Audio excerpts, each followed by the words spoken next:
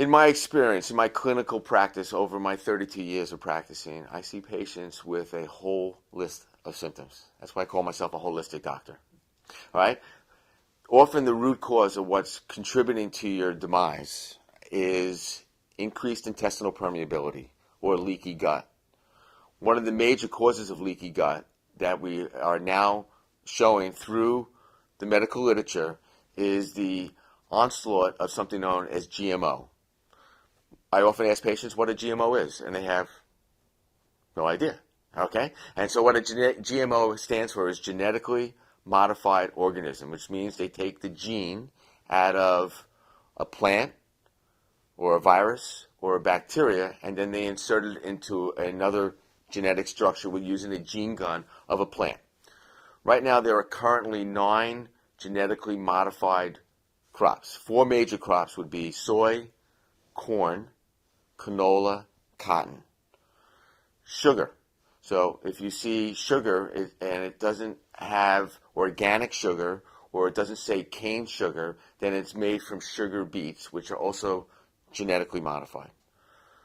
To a lesser extent, some Hawaiian papaya, some crooked neck squash, and just recently approved was alfalfa. Now, you might not eat alfalfa, but if you eat some chicken or some beef, and that animal has been eating alfalfa as feed, then you are ingesting that GMO. So what GMO has done now, what the research is really showing and what the theories show, is that it changes the flora or the concentration of the bacteria in your digestive tract. Well, we've lived for millions of years with these bacteria. We need these bacteria. They need us. We move them around. We feed them, but we need them. All right, and they express themselves. And actually, if you think about it, the bacteria in our digestive tract have, I think, 100 trillion more genes expressed than we have the genes in our own body. So maybe we're more of them than we are of us. It's just a thought, and we'll let the philosophers worry about that another day. But genetically engineered foods or genetically modified foods are here to allow for easier harvesting, supposedly. But the research has shown that not to be true either, because there are a lot of problems as a result of the genetically engineered foods. So the animals eat the genetically engineered foods, we eat the animals. All right? And if you're not really conscientious about eating non-GMO, then every day you're eating genetically engineered foods. You combine that with the onslaught of increase of gluten from your pancakes you had in the morning or your breakfast cereal to your sandwich that you had at lunch and some pasta you had at dinner with your breaded chicken cutlet, and you do that day in, day out, year after year after year, decade after decade, it starts to have like a perfect storm effect on those gastrointestinal bacteria in your gut, leading to a leaky gut and to a whole host of autoimmune disorders. Now, wheat is not a genetically modified crop. They tried to do it and it failed. They also tried to do it with potatoes, they tried to do it with tomatoes, and thankfully they failed. All right? Given the choice, animals in the wild, if you give them a choice to eat genetically engineered foods or non-genetically engineered foods, every time they go for the non-GMO. So animals know best innately. We need to follow that lead and try to really remove the GMOs out of your diet as best you can. There's something known as the non-GMO shopping guide. There's an app you can download. There are great movies, geneticroulettemovie.com by Jeffrey Smith, who is a wonderful public advocate and bringing the GMO story to the forefront.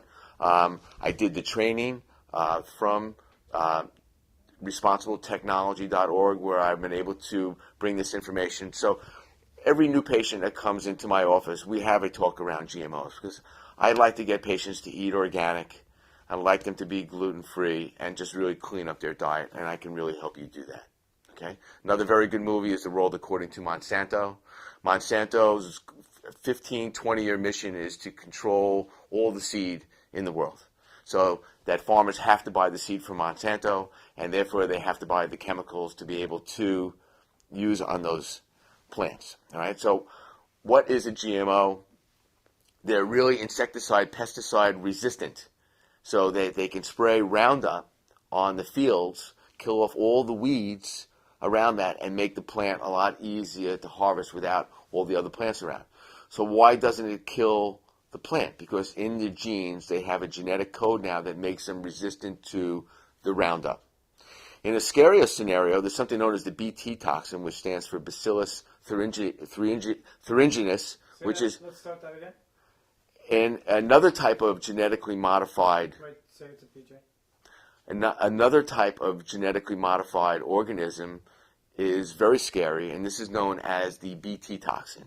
So what's Bt? Bt stands for Bacillus thuringiensis. It is a soil bacteria that Monsanto found outside one of their waste dumps. And they found a bacteria that was in the soil. So they said, let's put it in the food supply. So that's what they did. And so the plant now becomes the own registered pesticide by poking holes in the bacteria in the stomach of the insects and kills them that way. So the plant with the government is the registered pesticide. So you don't wake up in the morning and go, let's go get some genetically engineered food. All right? If you had the choice of eating genetically engineered, you're going to go for the non-genetically engineered. In the wild, animals given the choice of either eating genetically engineered corn or alfalfa will always go for the non-GMO, given the choice. And we should have that same choice as well. So I will teach you, as a patient in my office, how to really look for non-GMO foods and how to eat non-GMO when you go out to eat as well.